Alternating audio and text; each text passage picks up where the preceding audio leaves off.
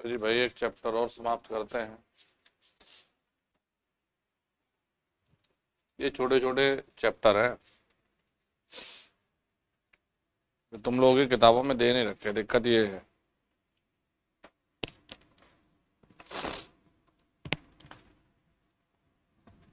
हाँ भाई जयप्रकाश जी, self GMR किससे निर्धारित होता है?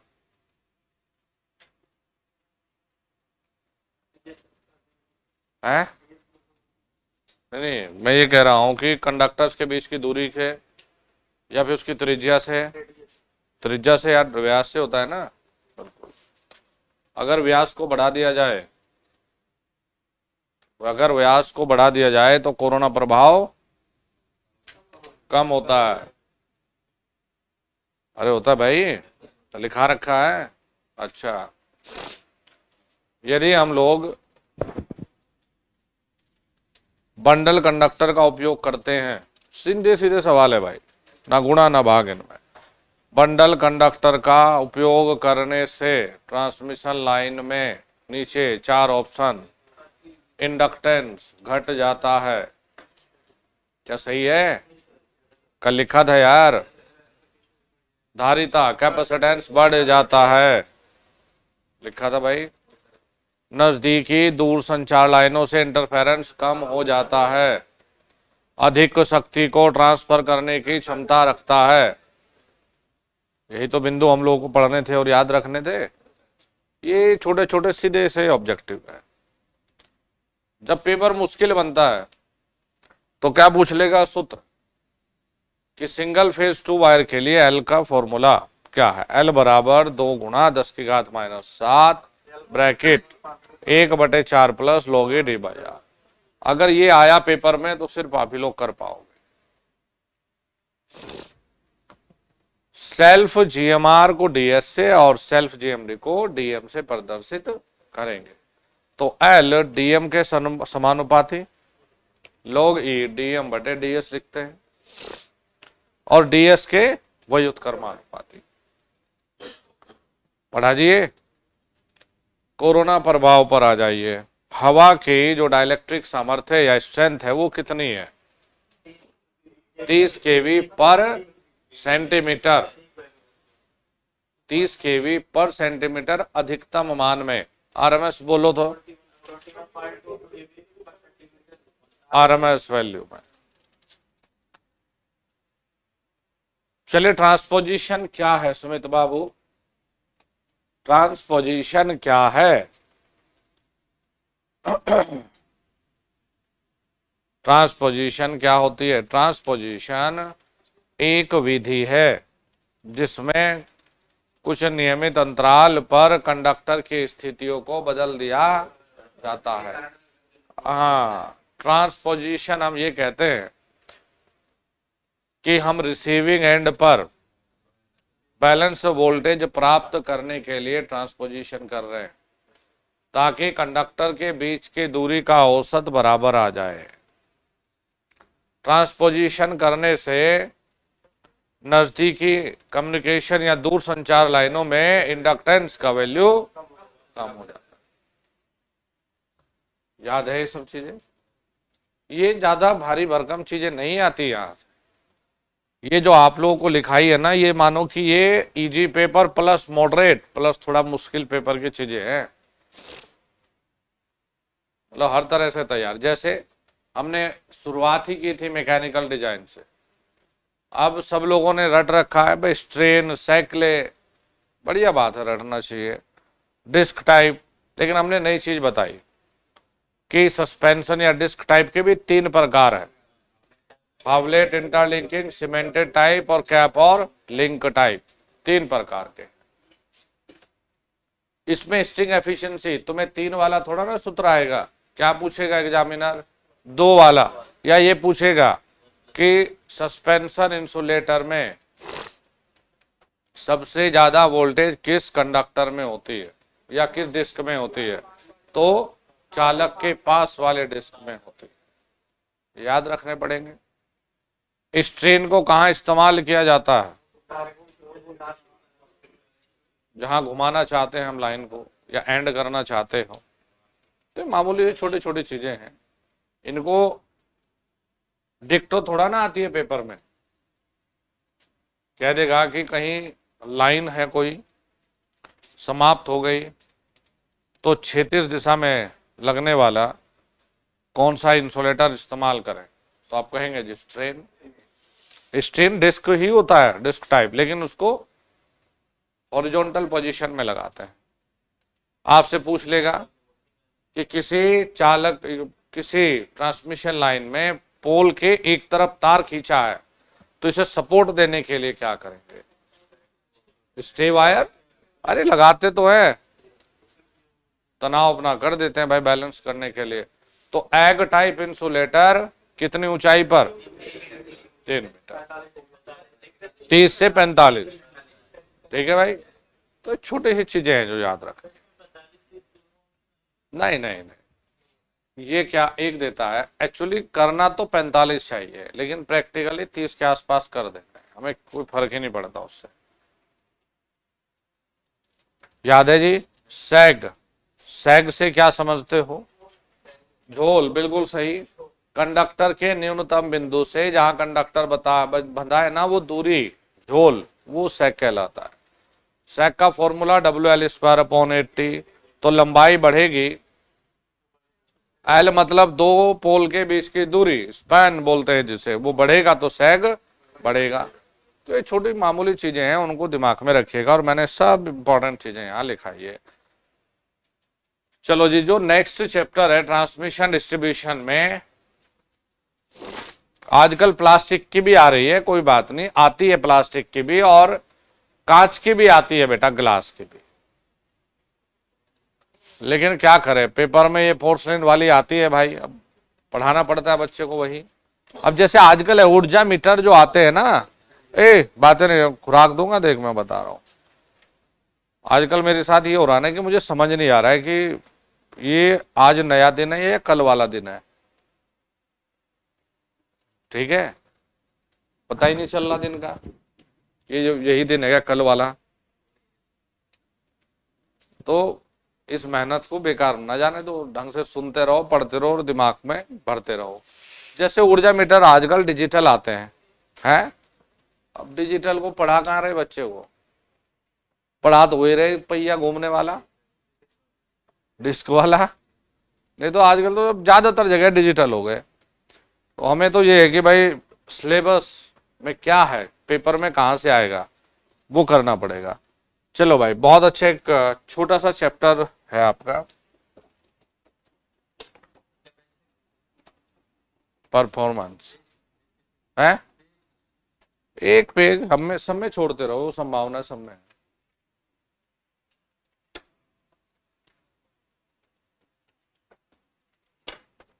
इसमें कुछ है नहीं वैसे ऐसा, लेकिन फिर भी एक पेज छोड़ दो, कुछ इसी के short short important point mark करवा देंगे आगे। चलो देखो जी, ये ऐसा चैप्टर है जिसका ITI से कोई वास्ता था ही नहीं, लेकिन पिछली बार यूपीपीसीएल ने बहुत धोखा दिया यूपीपीसीएल में इस चैप्टर से, क्योंकि ये चैप्टर जनरली जो जे वाले बच्चे हैं वो भी बहुत तरीके से नहीं करते, लेकिन पिछली बार यहां से सवाल पूछे भाई। जैसे सर्ज इंपिडेंस की हम बात करें, सर्ज इंपिडेंस विशेषता से बात करें, भले ही छोटी चीज थे, लेकिन करोगे तो तभी जब सिखाएंगे। तो देखिए, हम लोग बात कर रहे हैं ट्रांसमिशन लाइन की परफॉर्मेंस पर।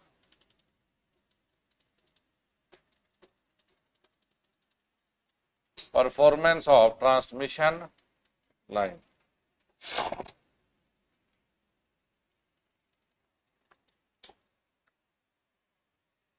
सबसे पहले लिखेंगे ट्रांसमिशन लाइन का वर्गीकरण।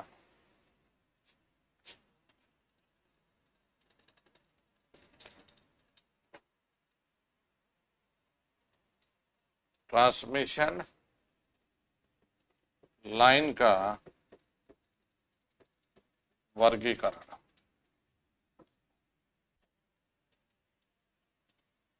चीजें तो बहुत लिमिटेड है, लेकिन है बड़ी अच्छी प्यारी चीजें।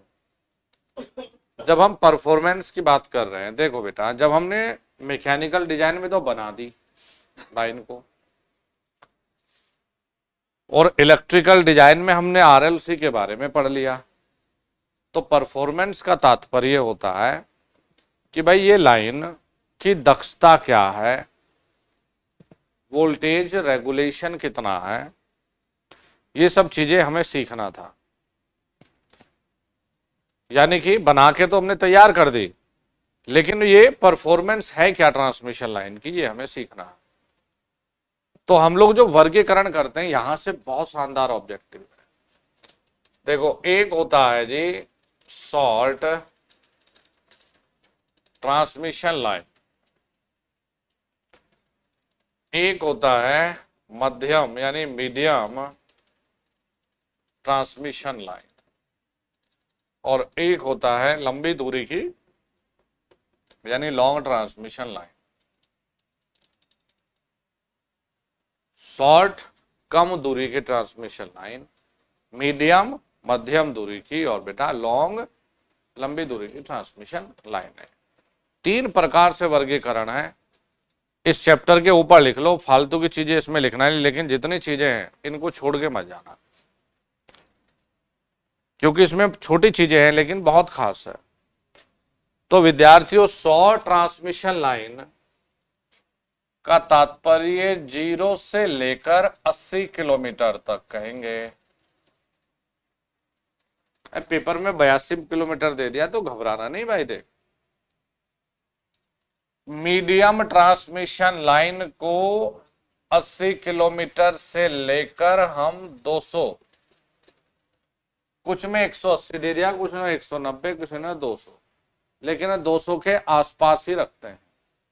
और ये भैया यहां 200 किलोमीटर से ज्यादा। ठीक है भाई बच्चों, ये तो रही दूरी की बात।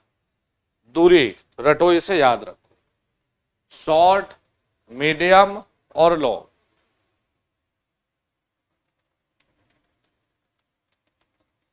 पक्की बात है यहां तक। अब देखो भाई, अब आ जाओ वोल्टेज 0 से 20 केवी, 20 केवी से 100 केवी, और ये 100 केवी से ऊपर, 100 केवी से ऊपर। भाई ये टेबल प्रभु के दया से 1 नंबर दे देगी तुम्हें।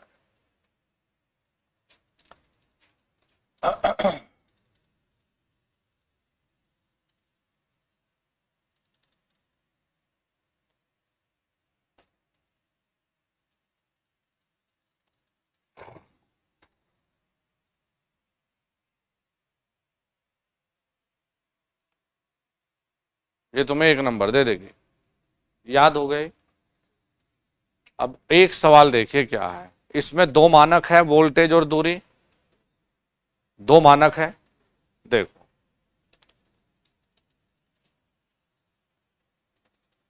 अब मुख्य मानक कौन सा है इनमें से? देखिए, ट्रांसमिशन लाइन के वर्गीकरण के लिए मुख्य कारक उसकी लंबाई है।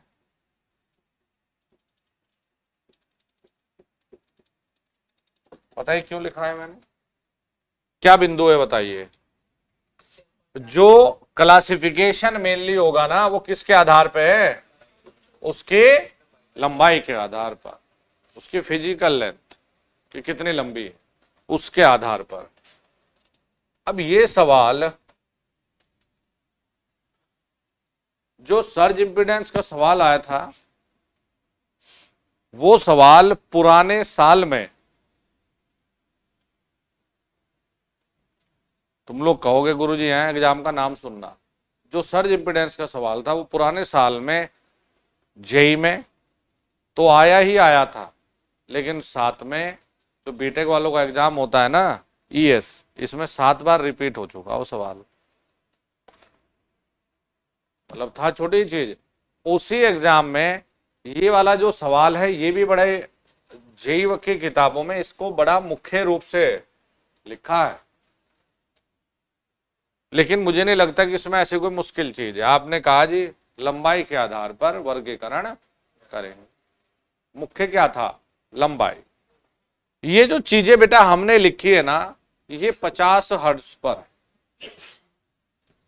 कई बार ऐसा सवाल आ जाता है, बच्चा घूम गया भाई यार ये क्या था, तुमने जब प्रैक्टिस भी करोगे तो तब भी आएगा। 100 हर्ट्ज की लाइन है, 500 हर्ट्ज की लाइन है, 1000 हर्ट्ज की लाइन है। तो हमेशा याद रखना, देखिए जब भी कभी 50 हर्ट्ज से अलग आ जाए, ये तो 50 हर्ट्ज के लिए वैलिड है बाबू, लेकिन 100 हर्ट्ज, 200 हर्ट्ज, 40, 50 के अलग कुछ दे दें। एफ का मान है हमारा आवृत्ति, किसमें है, हर्ट्ज में। एल का मान है लंबाई, किसमें है, किलोमीटर में बेटा, ठीक है जी। जब भी कभी एफ गुणा एल करो, जो भी मान दिए गए हो, जब भी कभी ये 4000 से कम आता हो, भाई जिस भी मान को पूछा वो गुणा करके देख लो, 4000 से कम आया तो शॉर्ट, फिर एफ गुणा एल 4000 से ज्यादा और 10,000 से कम, क्या लिखो, मध्यम, मीडियम। और एफ गुणा एल 10,000 से ज्यादा आ गया तो भैया लो।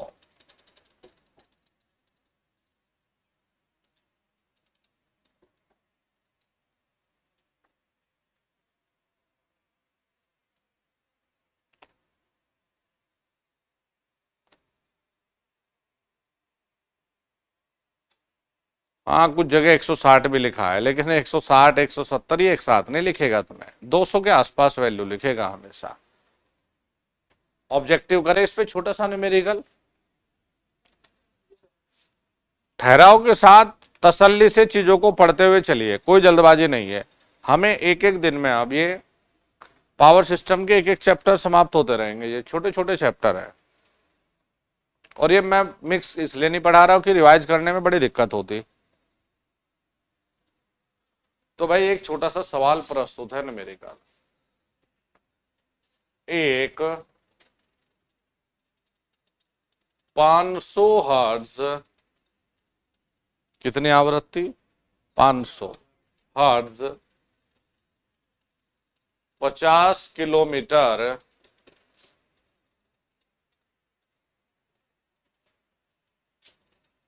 हर्ट्ज 50 किलोमीटर की ट्रांसमिशन लाइन है,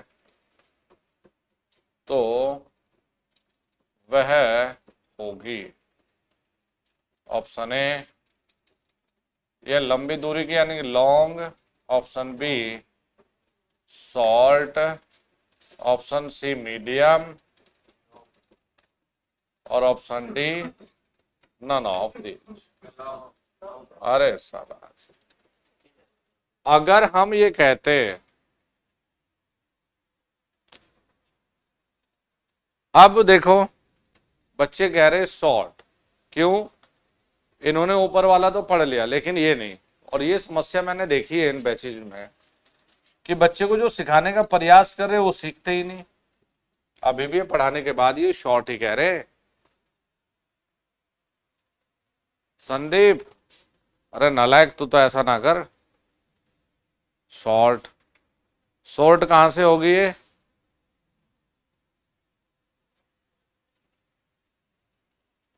इन्होंने बस ये 50 किलोमीटर देखा है जी, और इन्होंने कहा जी 80 किलोमीटर से कम तो शॉर्ट, 99% शॉर्ट करके आ गए पेपर में। कि भाई सुमित बाबू 99% शॉर्ट करके आ गए। तुमने भी शॉर्ट किया क्या? अरे नालायक, मुर्गा बना दूंगा तुझे। हूं, ये क्या लिखा? 500 हर्ट्ज। तो अब हमें क्या करना पड़ेगा?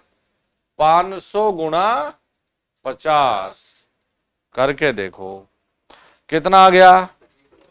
25,000। एफ इंटू एल की गुणा 10,000 से ज्यादा अगर आ रही है तो क्या हो गया? लो, तो भैया ये क्या है? उत्तर हमारा ए, लॉन्ग ट्रांसमिशन लाइन। गलतियां तो यही कर रहे बच्चे। ठीक है भाई, चलिए इस पेज पर ऑब्जेक्टिव देखते हैं। ट्रांसमिशन लाइन का वर्गीकरण, एक सवाल। दूसरा, प्राथमिक चीज है उसकी लंबाई। नेक्स्ट बेटा, एफ इंटू एल से ऑब्जेक्टिव। ये तीन बढ़िया बढ़िया ऑब्जेक्टिव तो इस पेज पर है जिनसे संभावना है। आगे चले जी, बढ़े। देखिए जी, आपने बेटा ट्रांसमिशन लाइन में प्यारे बच्चों तीन चीजें सीखी। प्रतिरोध यानी रेजिस्टेंस, ये भी लंबाई के समानुपाती। कैपेसिटेंस, ये भी लंबाई के समानुपाती। एल, ये भी लंबाई के समानुपाती। ये तीनों लंबाई के समानुपाती है। ठीक है जी। इंसुलेशन रेजिस्टेंस की हम बात नहीं कर रहे हैं, हम तो चालक के प्रतिरोध की बात कर रहे हैं।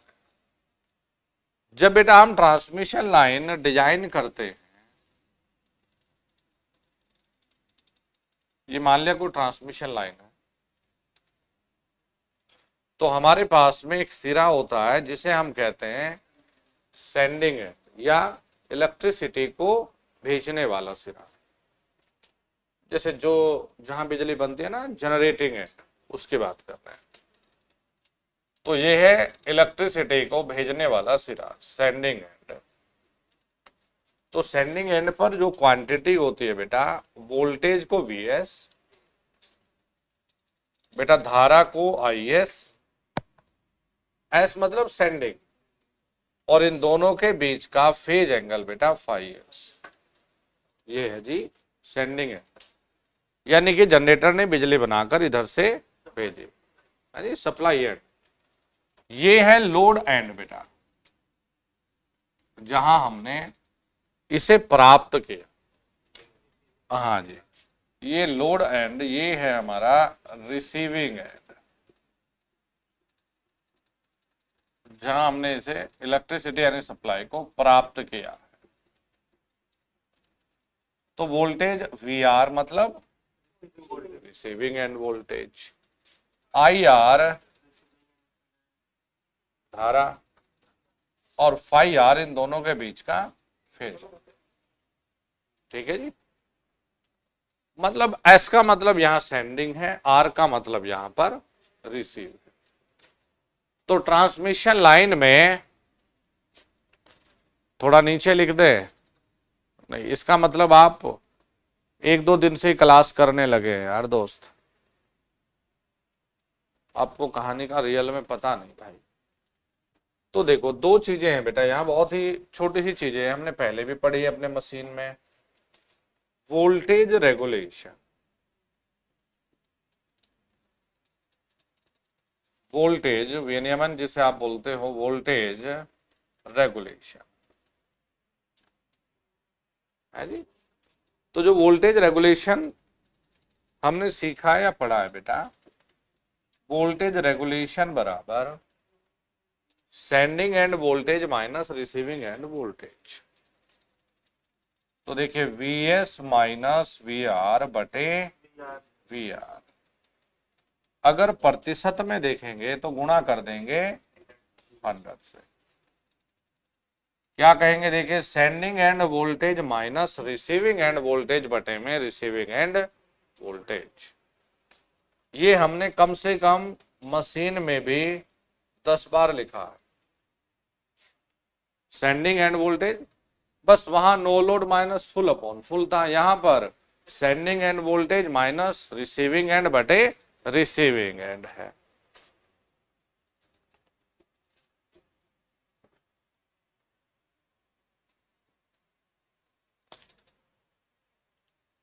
ठीक है बेटा। अच्छा जी, v s minus v r बटे वी आर इंटू 100। अब देखना ये है,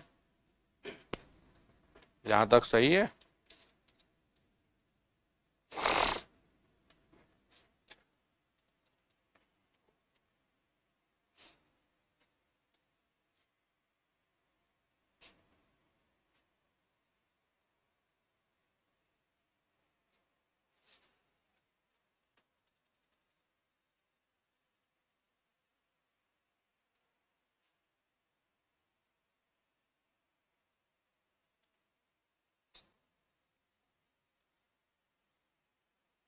तो ये तो आपको पता है कि वोल्टेज रेगुलेशन जितना कम है उतना ही अच्छा माना जाता है। लिखो ये भी पॉइंट, वोल्टेज रेगुलेशन जितना कम हो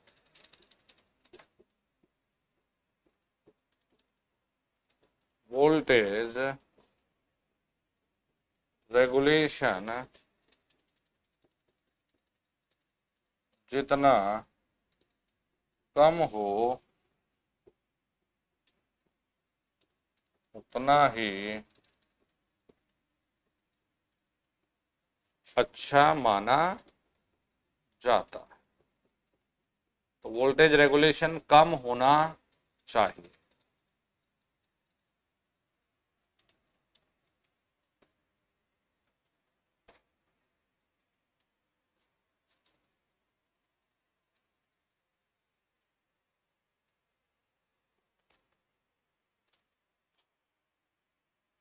ठीक है जी।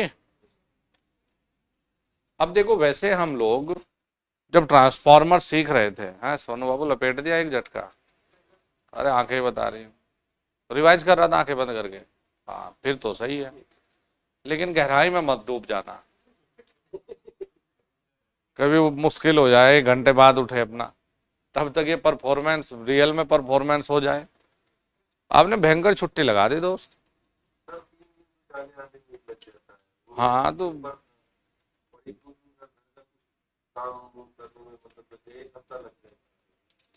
1 हफ्ता नहीं, ट्रांसमिशन डिस्ट्रीब्यूशन पूरा निकल गया।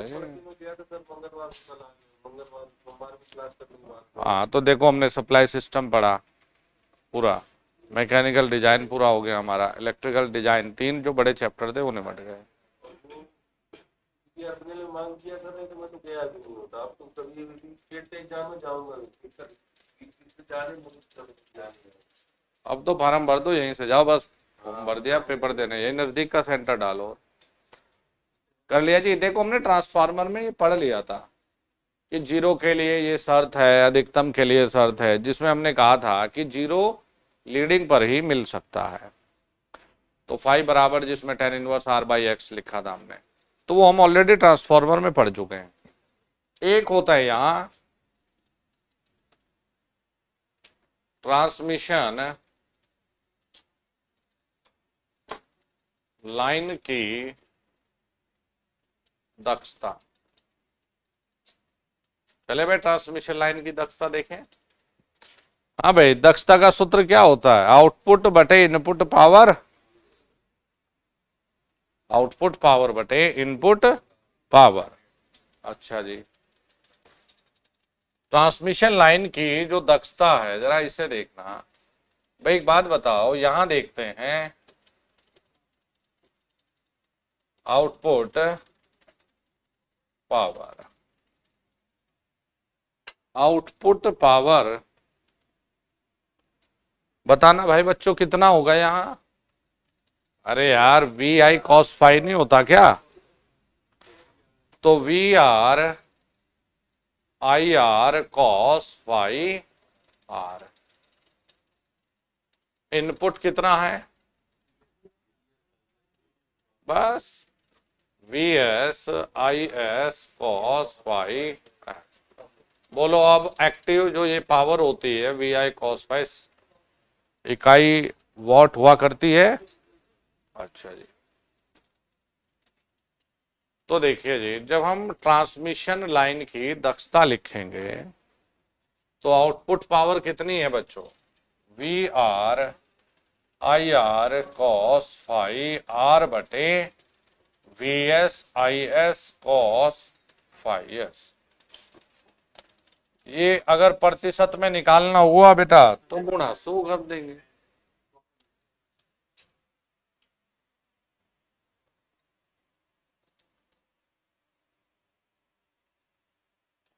देखिए जैसे हम ये कहें कि एक छोटा सा न्यूमेरिकल बेटा,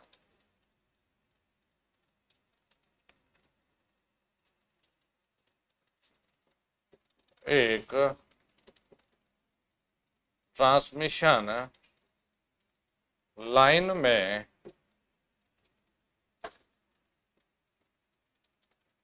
प्राप्त करता है यानी रिसीविंग एंड पर 80 वॉट या 80 मेगावाट प्राप्त होती है। 80 मेगावाट प्राप्त होती है तथा सेंडिंग एंड से 100 मेगावाट पावर भेजी जाती है। भेजी जाती है तो दक्षता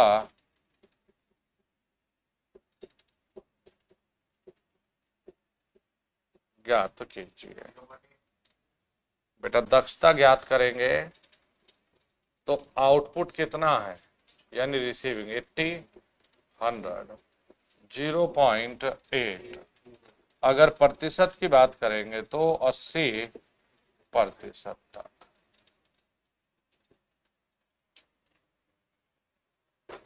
कितना हो गया जी 80%। लिख लिया। मुश्किल है क्या? आसान है बेटा, ये करना है। ऑब्जेक्टिव तो यही है साथ के साथ में। जब तक थ्योरी को नहीं पढ़ोगे ऑब्जेक्टिव कर ही नहीं सकते। और यूपीपीसीएल का एग्जाम और टेक्निकल हेल्पर एग्जाम दो बहुत ही भिन्न एग्जाम हैं।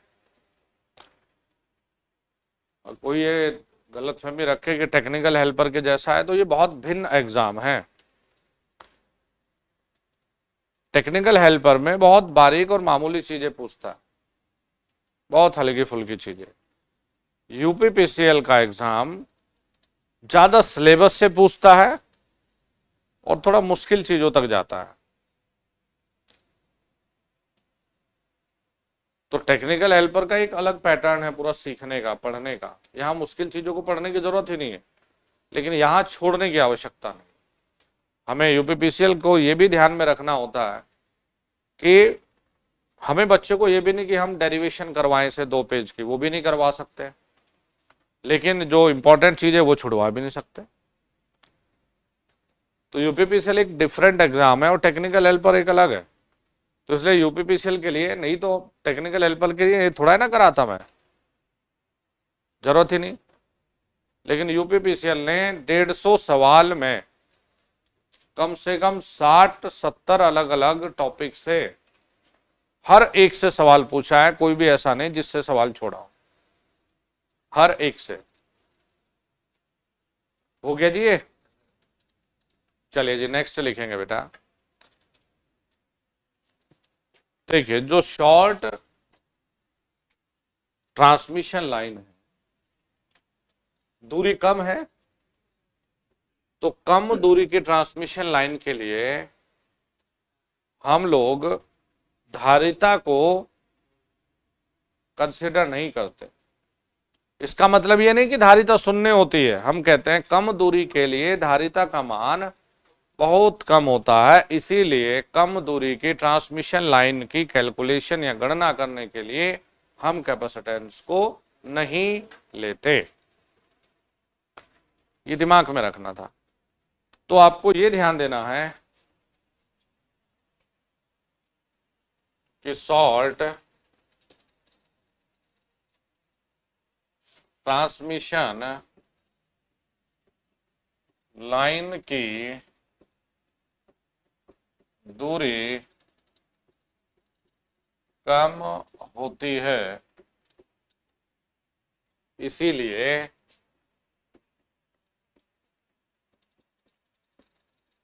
इसीलिए धारिता का मान बहुत कम होता है। तो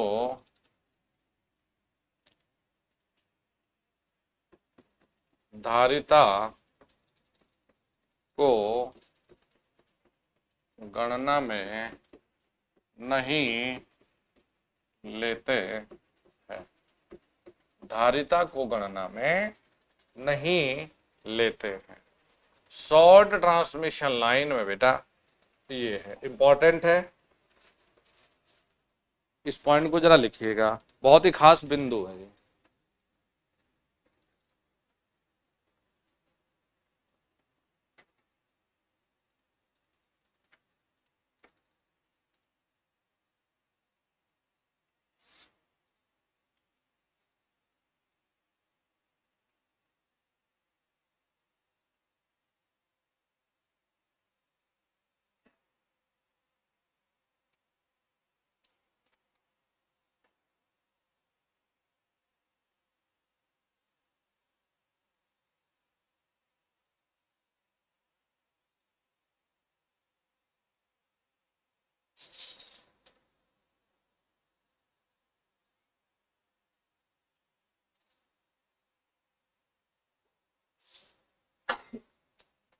लिख लिया जी, या भूल जाएंगे भाई? इस बिंदु से क्या समझ में आए? अरे सीधा ऑब्जेक्टिव है, मैंने गहराई में बात करी नहीं। देखो मैं ये कहूं क्या, कैपेसिटेंस का मान 0 है क्या? ना, न्यूनतम होता है, न्यूनतम यानी ना के बराबर है, इसलिए एलिमिनेट किया है, 0 नहीं है। तो कम दूरी की ट्रांसमिशन लाइन के लिए कैपेसिटेंस का मान बहुत कम होता है, इसीलिए इसको हम गणना में नहीं लेते। देखिए जी, ट्रांसमिशन लाइन में ये बताओ 4 चीजें होती है। अरे भाई, एक आर एल, एक कैपेसिटेंस और एक कंडक्टेंस। पूरे इलेक्ट्रिकल में 4 ही तो चीजें हैं। ट्रांसमिशन लाइन में आर व एल को श्रेणी में जोड़ा जाता है तथा सी व जी को समांतर में जोड़ा जाता है। समांतर में जोड़ा जाता है। अरे समझ गए ना? आर मतलब प्रतिरोध, एल मतलब प्रेरकता, जी क्या है? कंडक्टेंस। ये धारिता, ये होता है भैया कंडक्टेंस। इकाई भी बोल दो। अरे वाह, मोया सीमेन है। ये प्रतिरोध, ये प्रेरकता। इतनी तो उम्मीद कर ही सकता हूं इतने दिन पढ़ाने के बाद कि ये आ गया होगा बच्चों को। कमेंट मत करो।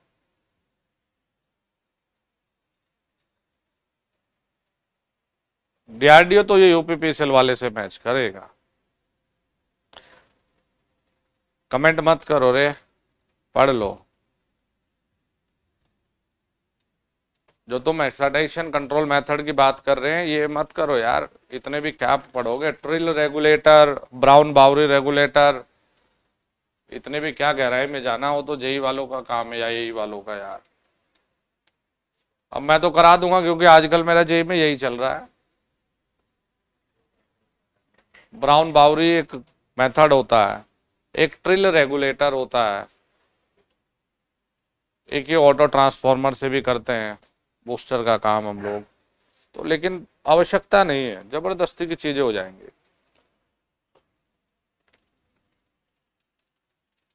लिखा यहां तक? अरे लिख लिया?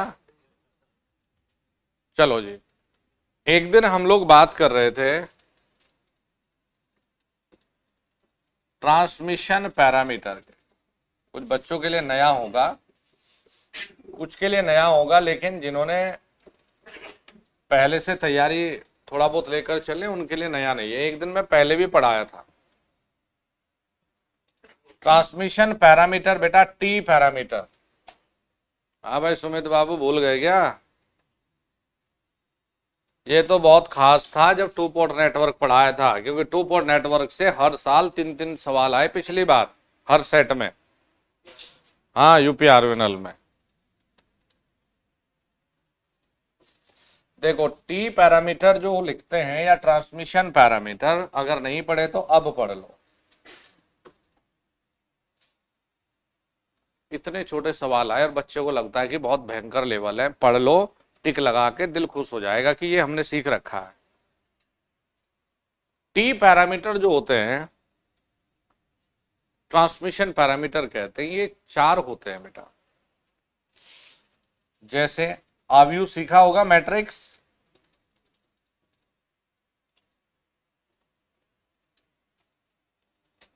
टी, तो इसमें 4 चीजें लिखी जाती है, ए बी सी और डी। वैसे तो ये चैप्टर याद आया ना? हाँ वेरी गुड। वैसे तो ये चैप्टर ही 4 ही चीजों का खेल था, लेकिन जो गणित की चीजें हैं ये इसमें नहीं हम लोग करेंगे। ए बी सी डी इन्हें कहा जाता है टी पैरामीटर। विद्यार्थियों ए और डी, ए व डी की कोई इकाई नहीं होती, कोई इकाई नहीं होती, कोई इकाई नहीं, यूनिटलेस है। बी का मतलब है, बी की इकाई होती है, देखिए ओम, तो बी किसे प्रदर्शित कर रहा है? अरे इंपीडेंस। अच्छा सी की इकाई होती है मोह,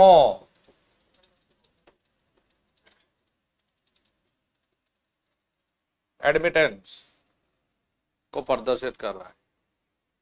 एडमिटेंस भी भूल गए?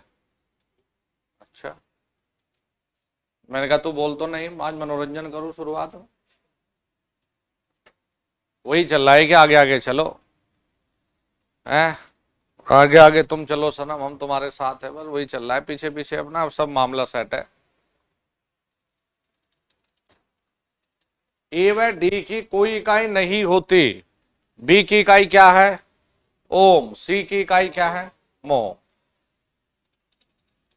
ए बराबर डी का मतलब है सिमेट्रिकल होना। देखो सिमेट्रिकल का मतलब है एक समान।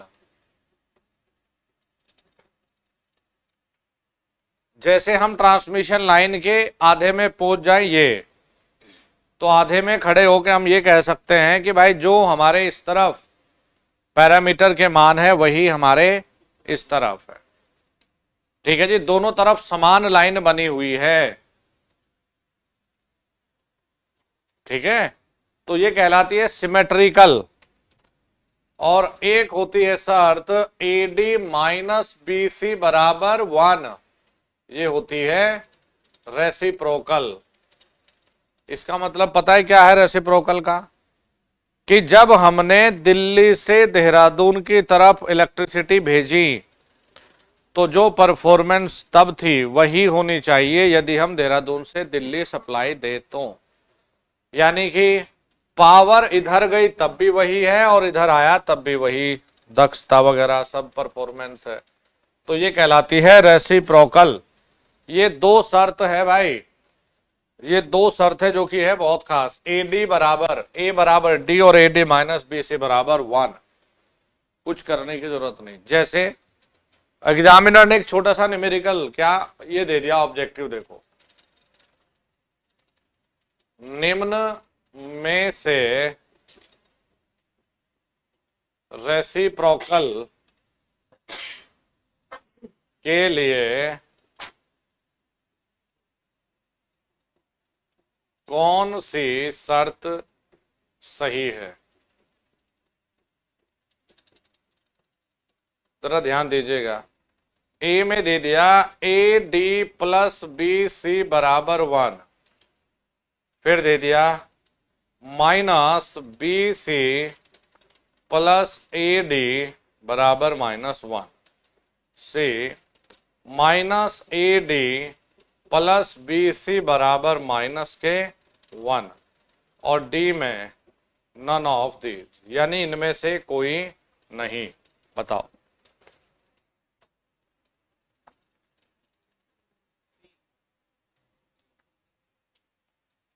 भाई, हमें A D minus B C बराबर 1 करना था। तो देखो कई बार कंफ्यूज करने के लिए बच्चों को, भाई A D minus B C बराबर 1 है तो माइनस कर दो जरा, तो भाई यही तो, दोनों समान ही तो है ये।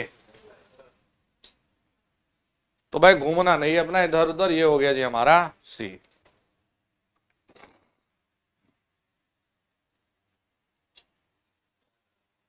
बच्चा अभी भी बी लिख रहा है।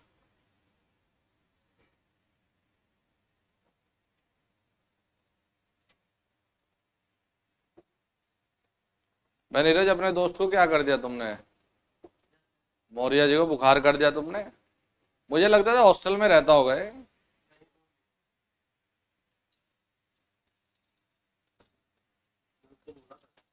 थोड़ा सावधानी रखिए, क्योंकि आजकल डेंगू मलेरिया ये बहुत चलता है भाई।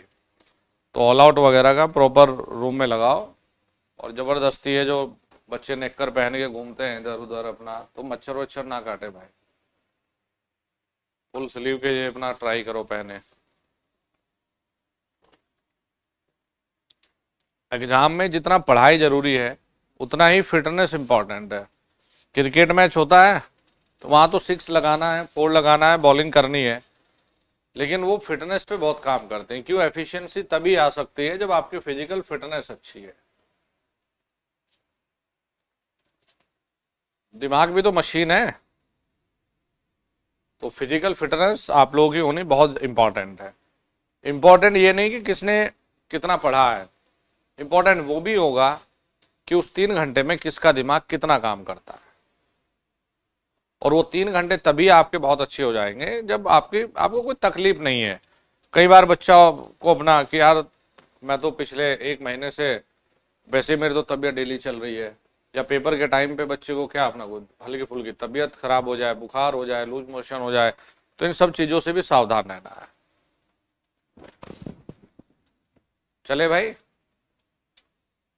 मन नहीं लग रहा कि जैसे घर गया ये मौर्या जी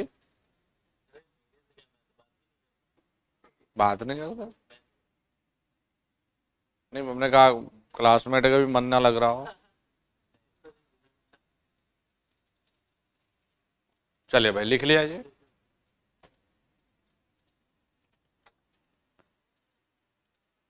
ध्यान देंगे, देखिए हम लोग जब ये ट्रांसमिशन लाइन को बेटा पढ़ते हैं यहां से आगे, इसमें बताइए जितने ये ऑब्जेक्टिव बताए लगा सकते हो, इसमें से जो बताया आप कर सकते हो पक्का?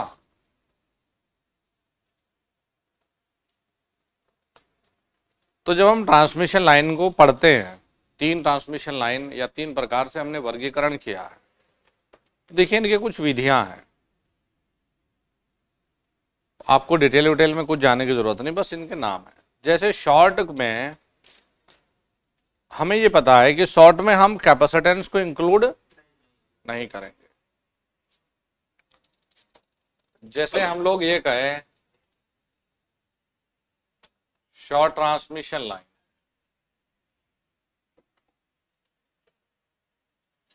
तो शॉर्ट ट्रांसमिशन लाइन में बेटा अरे आर और एल ही तो होगा, कैपेसिटेंस का रोल ही नहीं है यार बच्चों। तो ये वी एस है और ये वी आर।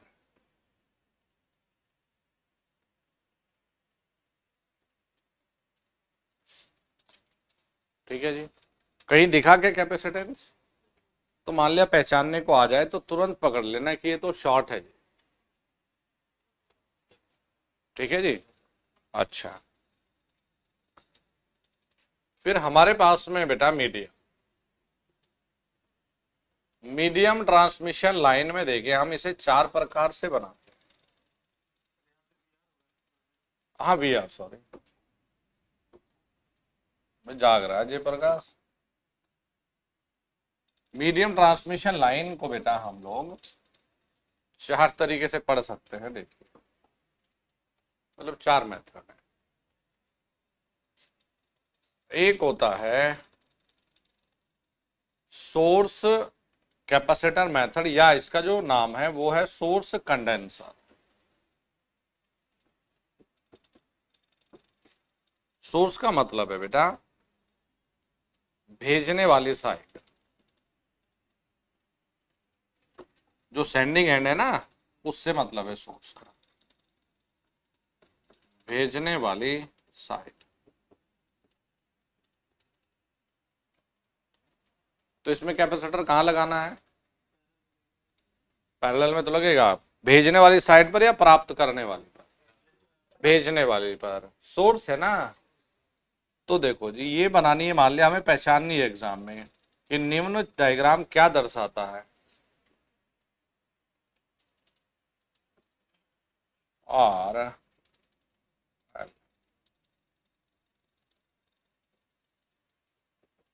ये रटना थोड़ा ही, बस एक बार देखना है, देखते ही बता दोगे।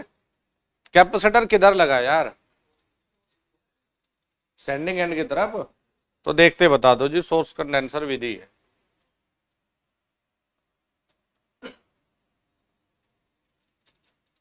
फिर है बी,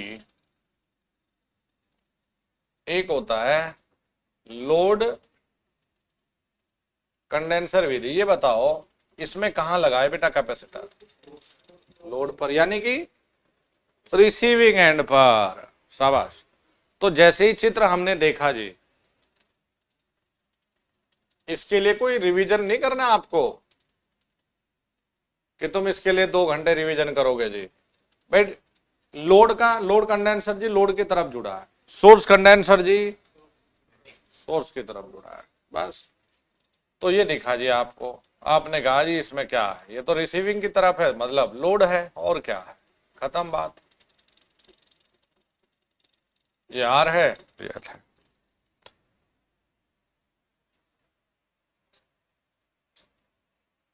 ठीक है, पहचान सकते हो, एनालिसिस नहीं करना तुम्हें इनका।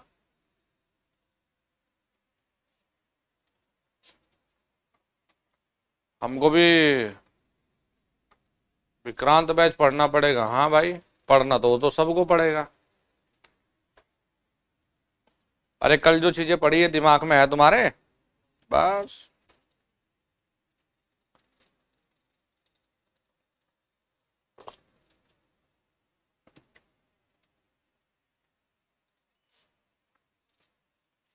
चलो जी, अब सी होता है देखिए पाई मेथड।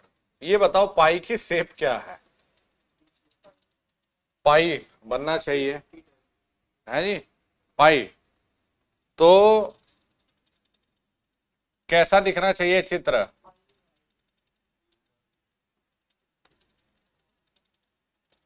मैंने कहा तो ये तुम्हें बस नाम को देखना है, भाई इसकी शेप क्या बनी बताओ। पाई नहीं दिख रहा है ना, बस हो गया पाई मेथड, और क्या। तो पाई मेथड में ये VS है, ये VR है। पाई मेथड में आधा आधा किसे तोड़ दिया? मैंने कहा तो इस पार्ट के लिए नहीं है कि बना के देख रहे हो, कुछ करने की जरूरत नहीं है, इस वाले पार्ट पहचानने वाले के लिए।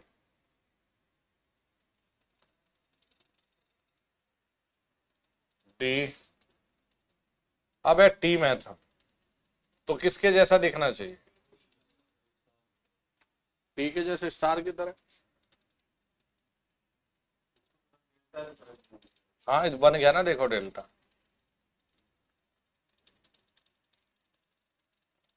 देखना ही क्या बन गया।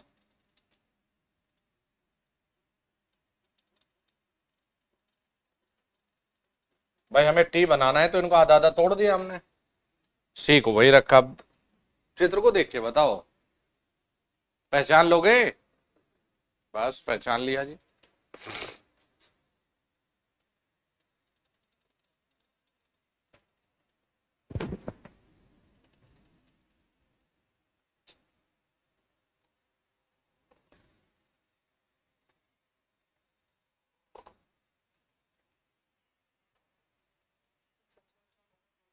ना ना, सब अपने अपने इंपॉर्टेंस है सबकी।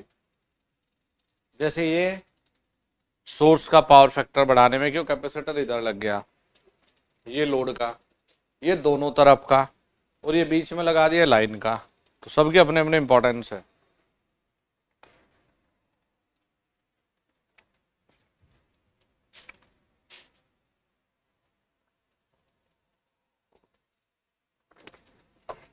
ये क्लास बाद में भी रहती है क्या? ना ना, बाद में तो इसे जैसे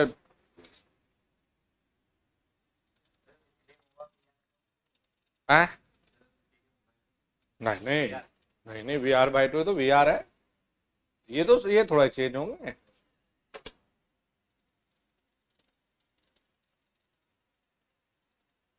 राकेश टिकैत को जानते हो? जानते हो राकेश टिकैत?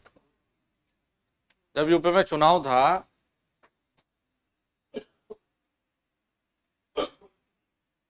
तब उनका एक बड़ा वीडियो वायरल हुआ था कि भाजपा की वोट को कोक्को ले गई।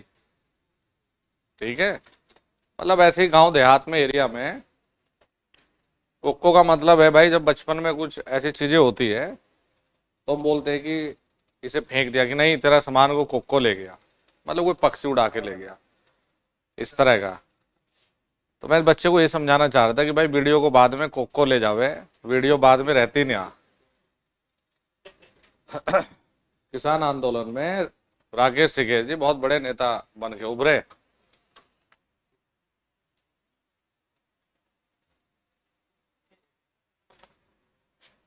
चाय नहीं है यार ये है। उससे थोड़ा फर्क पड़ता है, उसने खुद भाजपा को वोट दिया। वो इसलिए थोड़ा ही था। नेता बड़े खतरनाक होते हैं। लिख लिया जी?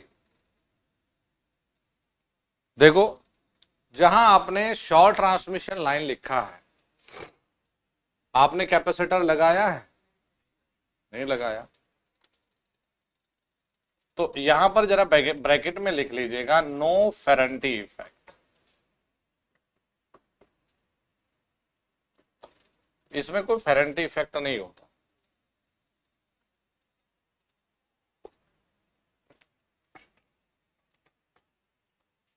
चलो बेटा, अब नेक्स्ट लिखेंगे लॉन्ग यानी लंबी दूरी की ट्रांसमिशन लाइन। बस समाप्त होने वाला है चैप्टर अब।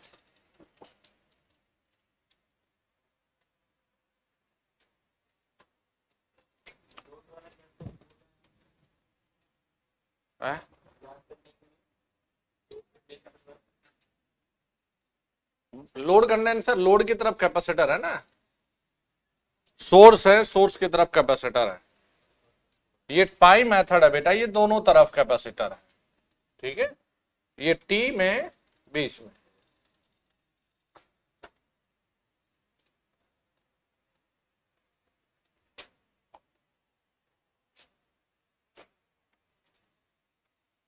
देखो, लॉन्ग ट्रांसमिशन में याद रखना है,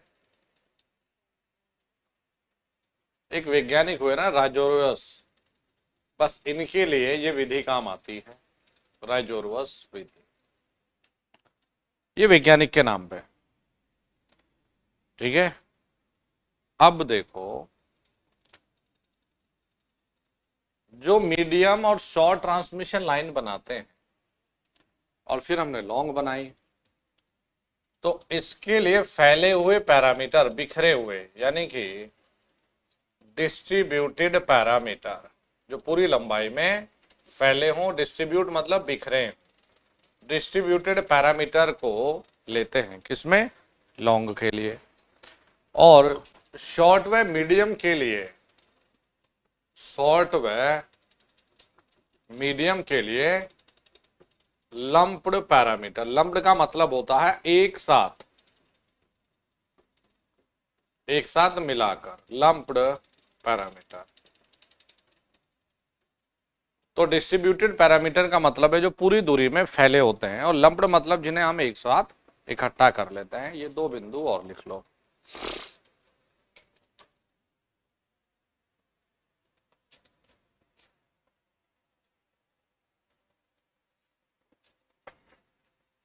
लॉन्ग ट्रांसमिशन लाइन में पाई और बनाते टी दोनों है, लेकिन पाई ज्यादा फेवरेट है।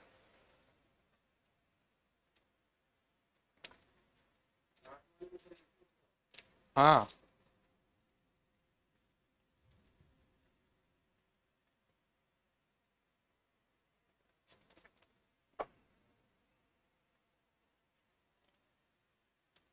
अरे शॉर्ट और मीडियम में दोनों में लंप्ड पैरामीटर ही उपयोग में लाए जाते हैं। मतलब देखो, लंप्ड का मतलब समझाता हूं। राइजोरुअस, IIRIGOROUS, ये वैज्ञानिक है, नाम है, जैसे एंड्रयू साइमंड, फ्लिंटॉफ, इस तरह से रहे थे। कल तो ऑस्ट्रेलिया ने ऐसे हरा दिया इंडिया को है भाई, क्रिकेट मैच में है जी, बहुत बुरी तरह से। मैं तो जब क्लास छोड़ के आया तब मैंने आके देखा जी स्कोर, क्योंकि मैच तो मैं देखता नहीं, लेकिन ये जरूर देखता हूँ कि जीता कौन हारा कौन। 206 बना था इंडिया, 206, उन्होंने 18-19 ओवर में बना दिए 211। अब छोटू को भेजना पड़ेगा।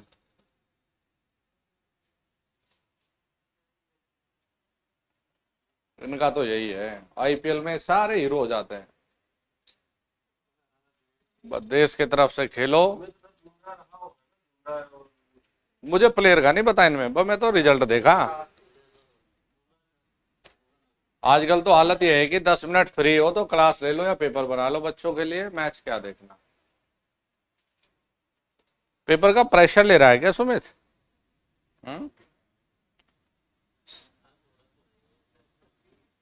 थोड़ा होना चाहिए ताकि ये याद रहे कि एग्जाम में लापरवाही ना करें। अति नहीं होना चाहिए। आप लोगों से ज्यादा प्रेशर मैं महसूस करता हूँ, लेकिन तुम्हें थोड़ा ना दिखाऊंगा।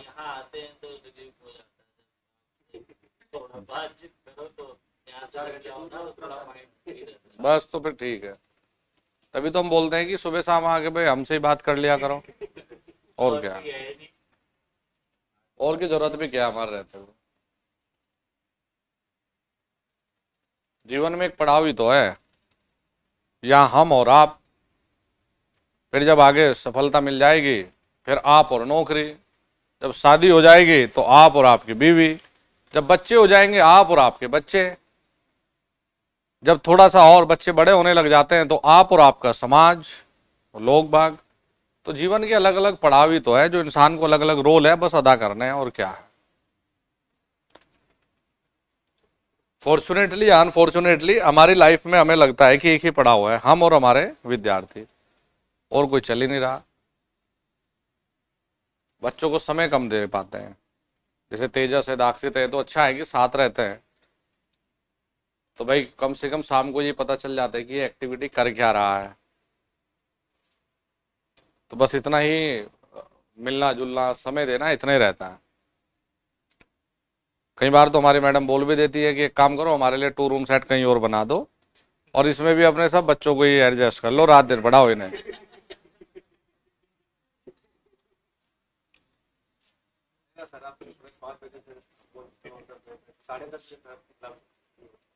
इसके बाद मेरा जो काम है मेन, उसके बाद जितने 50 स्टाफ होते हैं वो सब का काम भी देखना होता है। तो वो सब रिपोर्ट आती है तो उनको भी चेक करना होता है। कल क्या क्या पीपीटी रहेंगी उन पे टिक लगा के सोता हूँ मैं क्वेश्चंस पे। 12 तो बज ही जाते हैं। कई बार तो मैं और विक्की हम 12 बजे डिनर करते हैं। कई बार काफ़ी टाइम होता है, एक हफ्ते में 2 बार तो ऐसा होता ही है। सब सो जाते हैं, फिर आराम से दोनों गरम वरम करके अपना आराम से बैठ के खा लेते हैं। तो शॉर्ट और मीडियम, जैसे कल एक भाई साहब ने हमारे एक वीडियो पे लिखा हुआ था कि बिजनेस के लिए करना पड़ता है। बोले कि पहली बात तो व्यापार नहीं है, एजुकेशन को हमने कभी इस नज़रिए से लिया नहीं है। हमने बहुत अलग तरीके से अपनी विचारधारा रखी है और अपने को स्पष्ट रखा है कि हमें लाइफ में अचीव क्या करना है। अगर हमारा उद्देश्य होता कि हमें बहुत अमीर और हमें रिलायंस बनना है, तो फिर हमारे कदम उस तरफ होते हैं। भले ही बने ना न बने, लेकिन प्रयास पूरा रहता, फिर रात दिन उस तरफ रहता। फिर हम यही नहीं रुकते, फिर हम कहते हैं काम करते हैं 10 लाख रुपए इकट्ठे करो जी, एक बाहर बढ़िया सा मॉल भी खोलते हैं, है कि नहीं। फिर हम कुछ और करते कि भाई होटल भी बना देते हैं, तो फिर हम उस तरफ जाते हैं। हमारी सारी चीजें कहाँ हैं? हमारे स्टूडेंट के लिए। तो हमारा उद्देश्य हमारी लाइफ में बड़ा क्लियर है कि हमें एक अच्छा अध्यापक के रूप में अपने आप को स्थापित करना है, अच्छे बिजनेसमैन के रूप में नहीं करना। और ये हम अपने बच्चों में भी कहीं ना कहीं देखना भी चाहते हैं कि जो करो स्पष्ट क्लियरिटी के साथ करो जीवन में। आपको कंफ्यूजन के साथ आगे नहीं चलना। मतलब मेरा ये सिलेबस है, ये एग्जाम से भी रिलेट करते हो। कंफ्यूजन बहुत ज़्यादा है विद्यार्थियों में। कंफ्यूजन और भटकना, जब से ऑनलाइन एजुकेशन आई है तब से विद्यार्थी के सोचने का जो सेल्फ एनालिसिस करने की शक्ति है ना, इसमें कम से कम 80% गिरावट आई है। 80% गिरावट। एक कड़वा सच ये है कि बच्चा ऑब्जेक्टिव कर रहा है, दिन भर पढ़ रहा है, लेकिन रियल में शून्य रिजल्ट। दिन भर पढ़ाई की बेचारे ने, मेहनत में कमी नहीं है, लेकिन कैसे? सुबह तो एक्स साहब ऑब्जेक्टिव करवा रहे थे तो उन्हें लपेट दिया। मेन प्रॉब्लम ये, सुबह एक्स नाम के कोई अध्यापक ऑब्जेक्टिव करवा रहे हैं, अब हमने एक्स वाई बोलना शुरू कर दिया, क्योंकि बच्चों ने हमें भिड़वा देंगे, नहीं तो मोहन सोहन बोलते थे हम, तो लड़वा देंगे टीचरों को आपस में। हमने बोला एक्स वाई, अब एक्स का मतलब कुछ नहीं है। तो सुबह बेटा इनका ऑब्जेक्टिव देखा। देखो फेल होने की वजह क्या है बच्चों के, जितने साधन उतना ग्राफ गिरेगा। इन ऑनलाइन वाले बच्चों को भी समझाता हूं, ये मानते नहीं। चंचलताएं बहुत है और इंसान बहुत कम समय में सब कुछ पाने की चाह रख रहा है। सब कुछ पाने की चाह है तो भाई एक काम करो, नौकरी के सपने मत देखो, अच्छा सा चोरी करना सीख लो, डकैती डालो, फ्रॉड करना सीख लो। लेकिन अगर यही चंचलता रहेगी ना, तो वहां भी पकड़े जाओगे, वहां भी स्थापित नहीं कर पाओगे। चंचलता का मतलब है अंदर ठहराव नहीं है, चीजों को अंदर रखने की आदत नहीं है। चोरी करके लाए, अपना मुंह फोड़ दिया चौराहे पे जाके, भाई रात मजा आ गया, भाई 10 लाख रुपए उड़ाए, अपने आप से पिट पुट के आ जाएंगे। क्यों? अंदर कैसे सफलताओं को एडजस्ट करना वो है ही नहीं।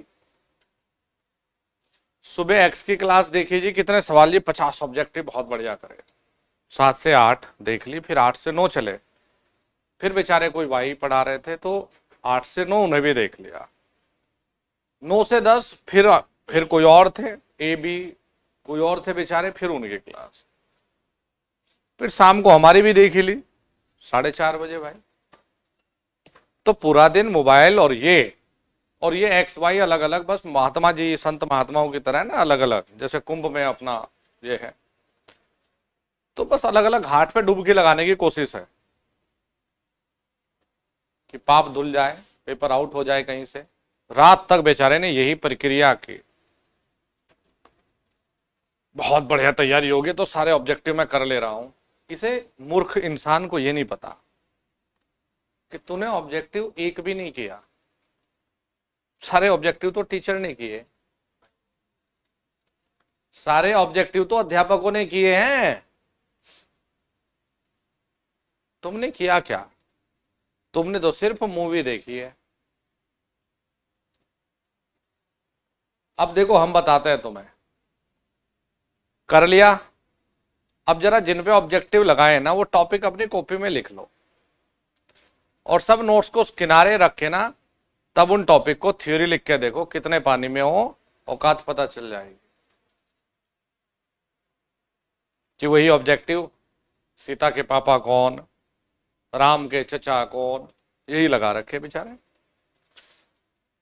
सुबह से शाम तक ऑब्जेक्टिव ऑब्जेक्टिव ऑब्जेक्टिव। ना थ्योरी का मतलब, ना रियल में ये मतलब कि मेरी कमी कहां है। मेहनत खूब है, फिर पेपर में जाके ये सारे ऑब्जेक्टिव, क्योंकि थ्योरी क्लियर नहीं है, ऑब्जेक्टिव को टीचर ने करवाया, खुद से नहीं किया, तो पेपर में जाके बोला भाई गुरुजी ने बिल्कुल, इन वालों ने तो धोखा दे दिया। फिर मैटर ये करेगा कि इसे किसका डांस थोड़ा अच्छा लगा था, किसकी बुराई कम करनी है, किसकी ज्यादा करनी है। तो मेरे यहां पर आएंगे तो गुरुजी आपका पढ़ाया हुआ नहीं आया, दूसरे बेचारे एक्स के पास में जाएंगे, गुरुजी आपका भी नहीं आया। अच्छा भाई, आया तो इलेक्ट्रीशियन थ्योरी है, सिविल इंजीनियरिंग या मैकेनिकल तो नहीं आया। अब भाई उम्मीद करे बैठे थे कि एक्स वाई जेड में से रमन सर, मोहन सोहन कोई तो पेपर लीक करके देगा। अब पेपर लीक हुआ नहीं, तो रिजल्ट आना है नहीं। फिर ये बुराई करना शुरू करते, अध्यापकों को टारगेट, अपने माता पिताओं तक को टारगेट करते हैं। आपने मुझे समय नहीं दिया था, मैं कैसे कर लेता, आपने मुझे खेत का काम बता दिया था। अपनी नाकामी का ठीकरा दूसरों पर फोड़ने की कोशिश करते हैं। अकेले में बैठेगा ना तो आंखों से आंसू आ जाएंगे जब खुद को देखेगा कि तेरी औकात क्या है, कि तूने रियल में किया क्या। तो अकेले में, मैंने बोला भी है, अगर कंपटीशन की तैयारी में हो तो रात को अकेले में सब लाइटें बंद करके 5 मिनट के लिए बैठ जाओ, आंखें बंद करके, सो मत जाना। सुबह से शाम तक की जर्नी को याद करना कि तुम्हारा कर्म क्या है तुम्हारे लक्ष्य को लेकर। अगर रियल में महसूस करोगे ना बेटा सुबह से शाम तक की जर्नी को, तब पता चलेगा कि क्या औकात है, कितने पानी में हो। सुबह से शाम तक क्या किया, सोचा, अबे कुछ ना किया यार, ऑब्जेक्टिव दूसरे टीचर ने सामने दिखाया, अब हमें पता है यार, हमें पता है कि अल्टीमेटली इसका आंसर तो हमने ही करना था। सामने ऑब्जेक्टिव दिखा, लो भाई इसका आंसर ये था, 2-4 और पॉइंट इससे रिलेट करके बता दिए। कुछ तो कष्ट ये भी नहीं कर रहे कि ऑब्जेक्टिव अगर टीचर ने दिखाया तो थोड़ा इसको अपने कंटेंट से रिलेट कर लें या इसको थोड़ा पढ़ ले। बस ये रेल बना रखी, A B C D E F, sir अरे गुरुजी थोड़ा हिंदी भी बताओ, सर इंग्लिश भी बताओ, सर ये हो गया, सर वो हो गया, आज लड़की छोड़ गई, लड़का छोड़ गया, ये तक बच्चे लिखते हैं हम लोगों को। सर आज पेट साफ नहीं हुआ, कुछ जड़ी बूटी बताओ, ऐसी ऐसी चीजें बच्चे लिखते हैं। तो फिर काहे का रिजल्ट आ जाएगा। आप लोग इस भीड़ में शामिल मत होइए। मैंने बार बार इस चीज पर फोकस किया, और कुछ बच्चों को ना लगा बेट, मैं ये नहीं बताऊं, कोई टीचर नहीं ज्यादा बुरा रिजल्ट करना, लेकिन किसी एक के पास ठहरते ही नहीं। मैंने कहा तो कि सुबह 7 से 8 गुरुजी कुछ और थे, 8 से 9 गुरुजी कुछ और हो गए, 9 से 10 बेचारा कोई और, 10 से 12 कुछ और, 12 से 2 कुछ और। हाँ ये अच्छी बात है कि 4 से रात के 8:30 बजे तक तो हम ही रहते हैं सबसे ज्यादा घंटे, लेकिन हमें भी कहा कि जब सोए, अबे छोड़ो अपना कल का कल देखेंगे। लगन इंपॉर्टेंट है और एक सही रास्ता जरूरी है। जितनी बार चीजों को लिख लोगे ना, ये सवाल है, मैं कह रहा हूं तुम ऑब्जेक्टिव प्रैक्टिस मत करो इस चैप्टर पर, तो मात्र इसके बिंदु को देख लो कि सर ने हमें बताया क्या, बात समाप्त हो गई। एग्जाम में बड़ी सिंपल चीजें पूछेगा कि लॉन्ग ट्रांसमिशन लाइन को हल करने के लिए किस तरह के पैरामीटर को लेते हैं, फैले हुए, डिस्ट्रीब्यूट हुए हुए, बटे हुए। तो हो गया अपना, ये सवाल था अपना, टिक लगा और आगे बढ़े। तो फेरेंटी इफेक्ट पढ़ते हैं नेक्स्ट हम लोग, जरा नेक्स्ट लिखेंगे फेरेंटी इफेक्ट। इसलिए रात दिन मेहनत करो, लेकिन स्वयं से करने की आदत बनाओ मेहनत को। सेल्फ स्टडी पर ज्यादा ध्यान देने की आवश्यकता है, ज्यादा फोकस करने की आवश्यकता है। मान लिया मैंने आपको 10 पेज पढ़ाकर भेजे, तो चिपक जाओ उन 10 पेज को, बढ़िया से रिवाइज हो गए, बढ़िया दी। अब जो शुरू से पढ़ा रखा है उस पर रिवाइज पर लग जाओ। फिर थोड़ा सा 2 घंटे 3 घंटे अपने ऑब्जेक्टिव का समय निकालिए कि 2-3 घंटे मेरे खुद के लिए हैं, जरा मैं ऑब्जेक्टिव लगाऊंगा, और अपने 2 घंटे में मुझे 500 सवाल नहीं लगाने, मुझे तो 20 लगाने हैं, लेकिन मैं अपने कंटेंट से अपने दिमाग में पॉइंट को लाके तब लगाऊंगा। एक होता है जी फेरेंटी इफेक्ट।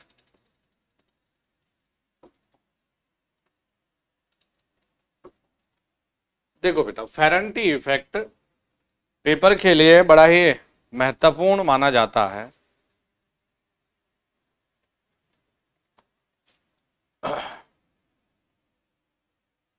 वीडियो का क्या हुआ?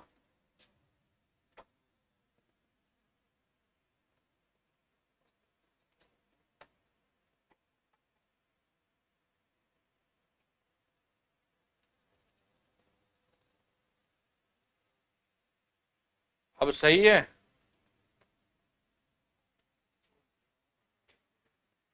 इसमें लिखेंगे फेरेंटी इफेक्ट में,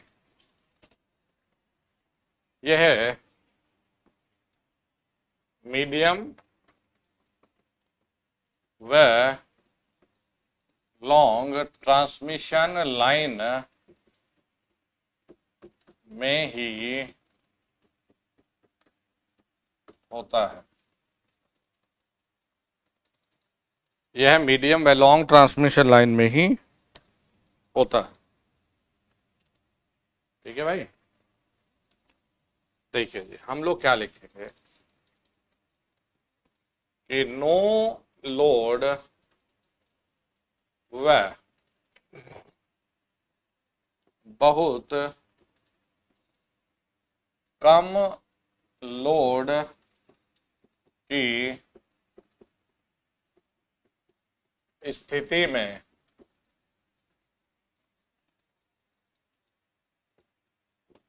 लाइन में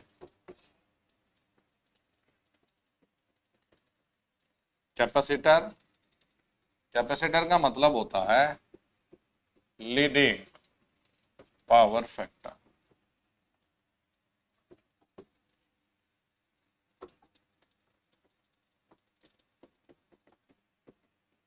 कैपेसिटिव धारा बहने के कारण रिसीविंग एंड वोल्टेज का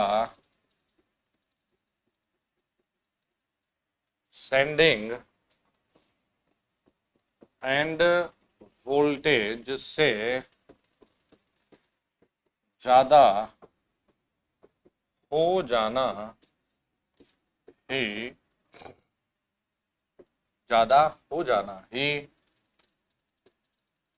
फेरेंटी प्रभाव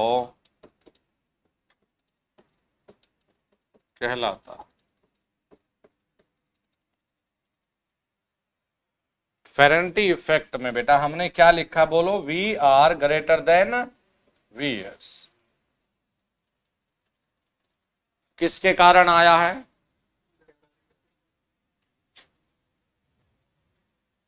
सही है यार, ये वीडियो एंड करके दोबारा चला लो, सही है। किसके कारण आया है फेरेंटी इफेक्ट? कैपेसिटिव या लीडिंग धारा के कारण हमने लिख दिया। किस स्थिति में है? या तो नो लोड या फिर बहुत कम लोड की स्थिति में बेटा। ठीक है भाई बच्चों, नीचे लिखिएगा इसे कम करने के लिए समांतर में, हाँ जी बोलो, हाँ समांतर में इंडक्टर को प्यारे बच्चों कई बार हम रिएक्टर लिख देते हैं, इंडक्टर लगाते हैं। इसे कम करने के लिए समांतर में इंडक्टर लगाते हैं।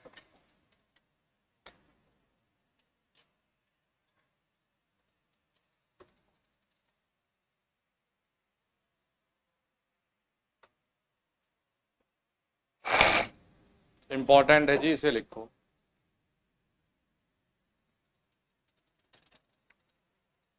नो लोड की स्थिति में जब V R greater than V S हो जाए, वेरी वेरी इंपॉर्टेंट, बहुत ही खास है, बहुत ही आवश्यक है, जरूरी है। V R greater than V S हो जाए तो इसे हम क्या लिखेंगे? हाँ जी क्या लिखेंगे? फेरेंटी इफेक्ट लिखेंगे। पैरेलल में लगाते हैं ना, शंट रिएक्टर यही तो है। ये लोड एंड पर लगाएंगे इसे कम करने के लिए लिख लो चाहे तो लोड साइड पर, समांतर में लोड साइड पर लगाएंगे भाई इसे।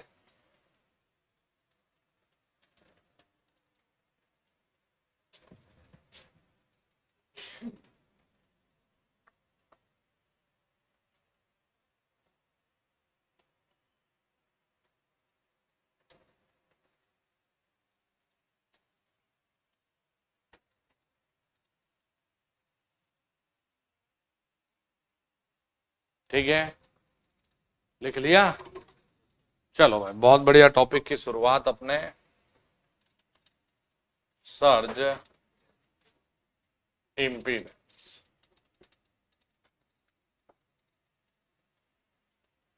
Surge impedance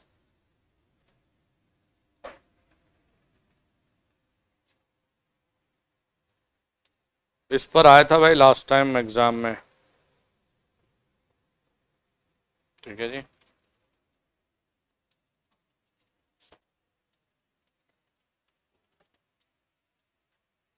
surge impedance lossless transmission line कैसी होती है जिसमें कोई लॉस ना। नहीं नहीं, आइडल, आइडल के फैक्टर तो बहुत है। हमने कहा लॉसलेस, जिसमें हानि ना हो। लॉसलेस ट्रांसमिशन लाइन के प्रतिबाधा को सर्ज प्रतिबाधा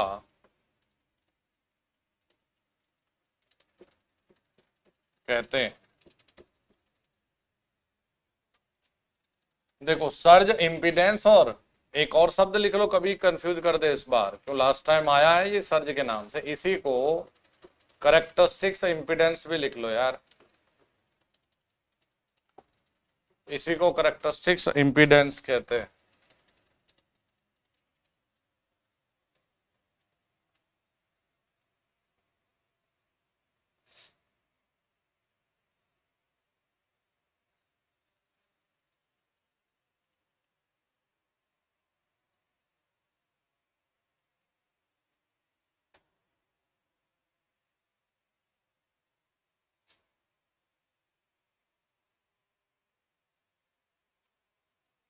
लॉसलेस ट्रांसमिशन लाइन की प्रतिबाधा को सर्ज इम्पीडेंस कहते हैं।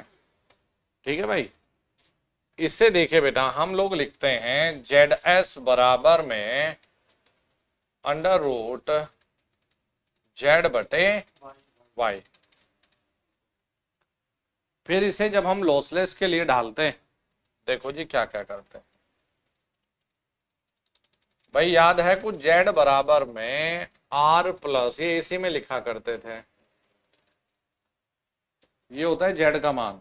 AC याद है कुछ, अरे सीरीज RL से सर्किट R प्लस जे ओमेगा L लिखा करते थे।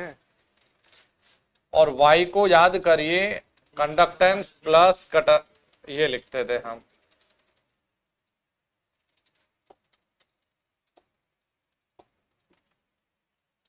जे बी या फिर ओमेगा सी। अच्छा, लॉसलेस का मतलब ये है कि लॉसलेस का तात्पर्य है प्रतिरोध और ये कंडक्टेंस, चालकता जीरो हो जाना। तो ZS का जो मान है, R और G आपने जीरो कर दिया, 0 प्लस जे ओमेगा L बटे 0 प्लस जे ओमेगा सी। तो ZS बराबर में जे ओमेगा काट दें, क्या मिला बेटा, L बाई सी। ठीक है जी, ये था पेपर में। इसकी यूनिट क्या है यार, ओम होती है। इसकी यूनिट होती है ओम। एक बार पढ़ चुके हैं तो बढ़िया है ना, रिवाइज तो कर ही लो यार दोस्त। हाँ सुधीर जी बेटा, पढ़ लिया तो रिवाइज करने को मिल रहा है, उस देखना जरूरी है भाई। हाँ, ये तो नहीं कर रहे G बराबर 1 बटे R, ये अनंत हो गया। हाँ, वो सीरीज में है, वो पैरेलल है, दोनों जीरो। लॉसेस के लिए जिम्मेदार सिर्फ R और G तो होते हैं। अच्छा, जो सर्ज इंपीडेंस होता है, ये एक होती है ओवरहेड ट्रांसमिशन लाइन,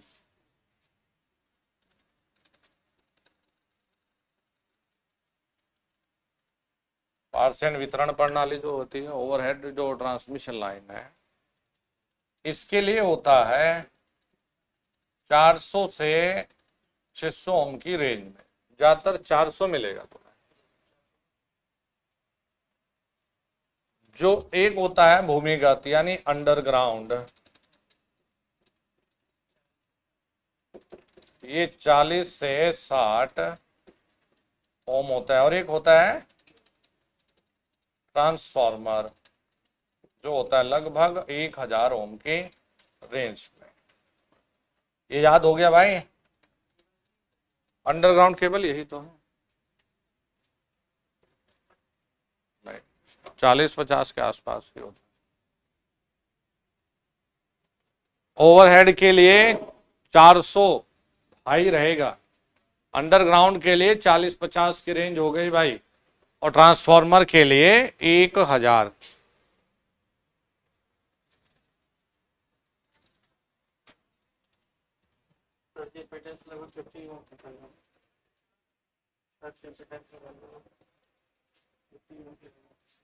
किसका अधूरा रट रखा ना, ये निर्भर करता है इन पर। ऐसे थोड़ा ही सर्ज इम्पीडेंस 50 ओम कह देंगे, ये देखेंगे कि पूछ किसके रहा।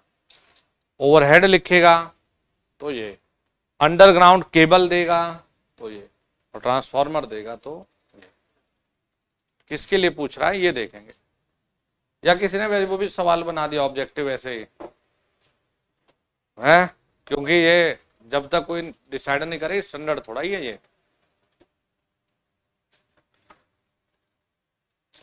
अच्छा एक चीज और लिखो,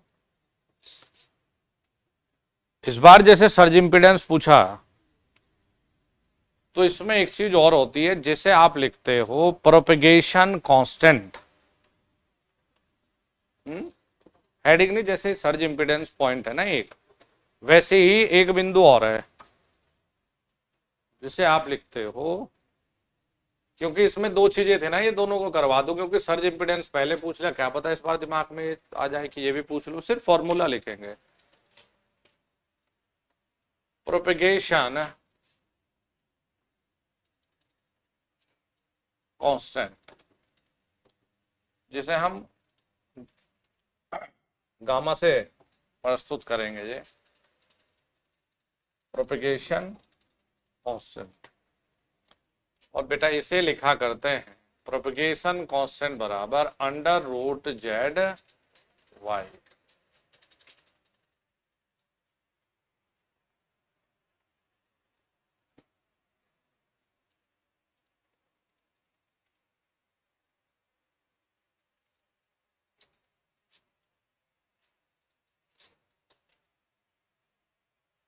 ठीक है बच्चों। अच्छा जी, अब जरा ध्यान से देखो, z का मान r+j⍵l है जी, और y का मान j⍵c। एक बात बताओ, r और g का मान तो शून्य रखना है, तो गामा बराबर में j⍵, ये j⍵² अंडर रूट से बाहर लाएं तो j⍵√LC, क्या ये लिख सकते हैं? लिखा जा सकता है। तो ये जरूरी नहीं कि इसी फॉर्म में दे, हो सकता है बेटा आपको इस फॉर्म में देते हैं। प्रोपेगेशन कांस्टेंट क्या लिखा? अंडर रूट में z और y, इसमें गुणा है इसलिए ये बताया है, तुम्हें दुखी नहीं करना चाह रहा हूं भाई, क्योंकि एग्जामिनर पिछली बार यहां तक गया है और इसी से टोटली रिलेट करता है। यही चीज होती है, जैसे ये z/y है, ये डिवाइड है, वो मल्टीप्लाई है।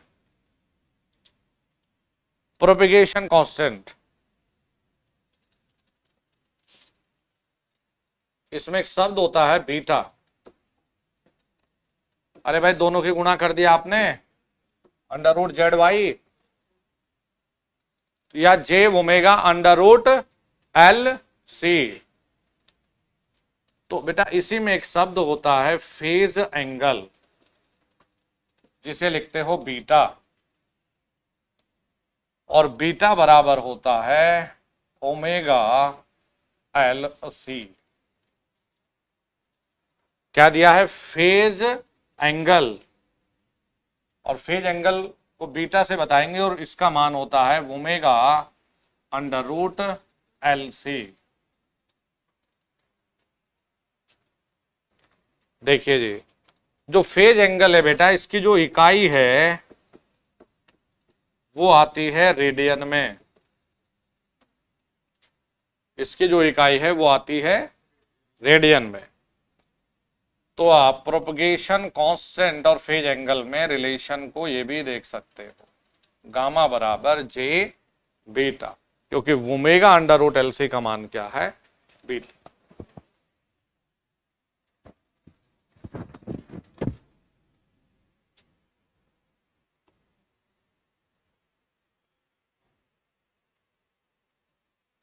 अरे मैंने तुम्हें अभी कोई पीपीटी दी इंडक्शन मोटर की?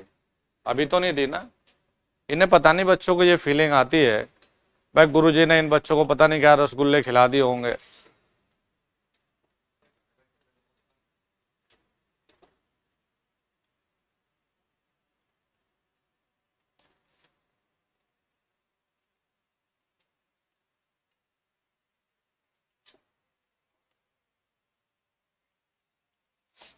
लिख लिया?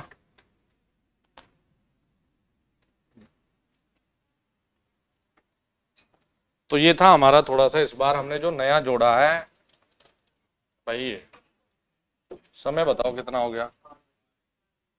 तो हम अभी छुट्टी नहीं करेंगे क्योंकि हमें करना है समाप्त। 5 मिनट हो, रुक जाओ, या 2 मिनट तो समय चाहिए। दो चीजें होती है बेटा, एक होती है जैसे SIL, इसकी फुल फॉर्म हुआ करती है सर्ज इम्पीडेंस लोडिंग, और एक होती है CIL, जिसकी फुल फॉर्म होती है characteristics impedance loading. Characteristics impedance loading और सर्ज इम्पीडेंस लोडिंग दोनों एक ही है। जैसे आपको SIL लेना है तो VS into VR upon ZS, sending end voltage receiving end voltage बटे में सर्ज इंपीडेंस, या फिर ये दोनों ना बराबर आएगी लॉसलेस ट्रांसमिशन लाइन में, तो वोल्टेज स्क्वायर बटे ZS। और देखो भाई, जो वोल्टेज है ये किलो वोल्ट में, और जो ZS है ये ओम में, ये इकाई बनती है इसकी मेगा वॉट में। अब एक न्यूमेरिकल करो, तभी तो बता पाओगे।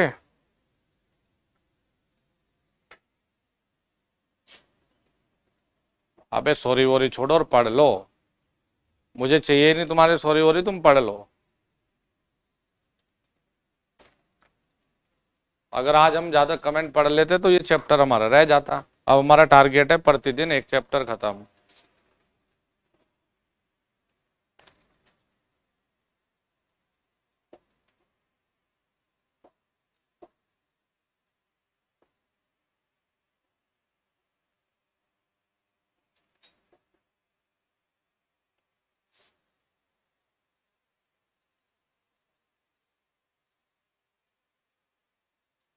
सर्ज इंपीडेंस लोडिंग, देखो एक छोटा सा सवाल,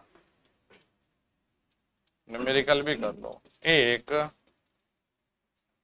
400 kV ट्रांसमिशन लाइन के लिए SIL ज्ञात कीजिए। इसमें नहीं फेज वेज में बदलना, डायरेक्ट जो वोल्टेज है लाइन में वही रख देनी है। तो SIL बराबर में क्या है बोलो? एक 400 kV ओवरहेड लिख लो यार, ओवरहेड ट्रांसमिशन लाइन के लिए सर्ज इंपीडेंस लोडिंग ज्ञात कीजिए। अरे SIL बराबर वोल्टेज का स्क्वायर करोगे यार, हैं? अब बताओ ओवरहेड के लिए जेड कितना लिखाया कैलकुलेशन में, कितनी? 400। 400 से 400 कट गया, कितना आ गया उत्तर? 400 मेगा वॉट। लीजिए जी, सेकंडों में बिना कैलकुलेटर के करके आ जाओगे।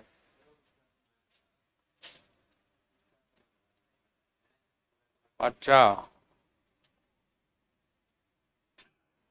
एक 400 केवी ओवरहेड ट्रांसमिशन लाइन के लिए एसआईएल यानी सर्ज इंपीडेंस लोडिंग ज्ञात कीजिए, वी स्क्वायर बटे जेड एस। तो वी स्क्वायर वोल्टेज दे दी ना 400, तो 400 का स्क्वायर बटे में ओवरहेड के लिए क्या लिखाया है, कैलकुलेशन में लेना है 400, तो बटे में 400। 400 से 400 कटा, कितना मिला? 400 मेगावाट।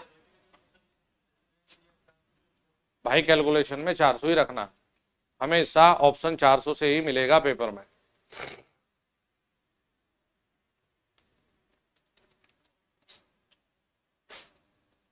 अरे बहुत मुश्किल दे दिया क्या? हाँ मेगावाट में आएगा बस ये। देखो देखो, केवी स्क्वायर केवी, तो 10 की घात 3, 10 की घात 3, 10 की घात 6 मतलब मेगा, तो मेगावाट में, तभी मैंने लिख दिया वोल्टेज किलो वोल्ट में और ये ओम में। एक बिंदु और लिखे नीचे, दोनों से एक ही शब्द है ना।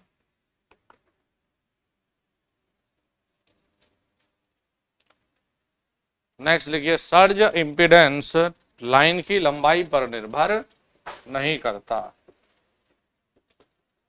सर्ज इंपीडेंस लाइन की लंबाई पर निर्भर नहीं करता। सर्ज इंपीडेंस लाइन की लंबाई पर निर्भर नहीं करता।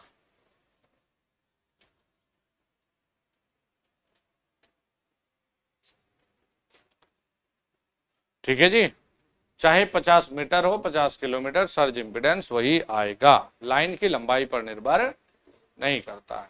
जैसे आपको दे दिया जी 40 किलोमीटर ट्रांसमिशन लाइन के लिए सर्ज इंपीडेंस इतना, तो दूरी को डबल कर दे तो कितना होगा? अनचेंज, मतलब चेंज नहीं होगा। ठीक है जी, ये था हमारा परफॉर्मेंस ऑफ ट्रांसमिशन लाइन की कहानी, ये हो गया हमारा समाप्त। इसमें हमने कुछ नहीं छोड़ा, सब चीजें आ गई इसमें। लेकिन ये की पॉइंट है, ये मान के चलो, इनमें से भी एक ही से छोड़ दो, से छोड़ दो, ये मत करना, क्योंकि ऑलरेडी जो फिल्टर्ड कंटेंट है वो है ये है।